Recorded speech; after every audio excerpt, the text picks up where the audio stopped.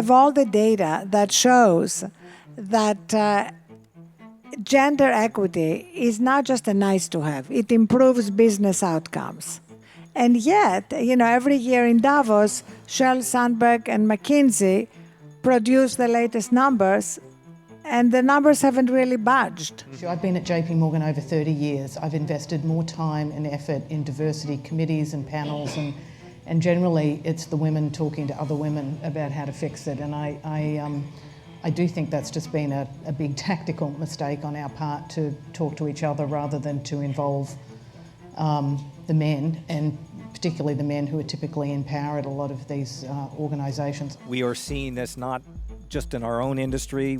Roger Ailes, Bill O'Reilly, our president, these are things that in the last 12 months, suddenly they are revealing themselves. And Silicon Valley, we all have to own up to this, all of us. I'll own my piece of it. I'll own my guilt in it. But owning your guilt isn't good enough. You actually have to do something affirmative. Diversity is not just about getting a group of people in a room who look different. It's getting a group of people in a room who think differently and do things differently. So I think if you just try to stuff more women into senior jobs, but the job itself does not evolve to accommodate the way they think or do business, then I think that's where you hit that sort of impasse at the mid-level. There's more sexist behavior when people are burnt out. They act out. And we all know that when we are running on empty, when we're exhausted, we operate at our worst. But in that environment, kind of a real aggressive meeting environment, I didn't shine.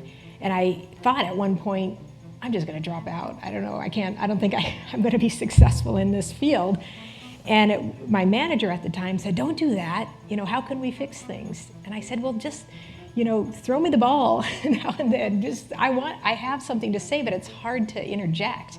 And he started doing that. And I would say that's when my career really took off. I could still be myself. I didn't have to turn into something I wasn't. But he allowed that inclusive environment.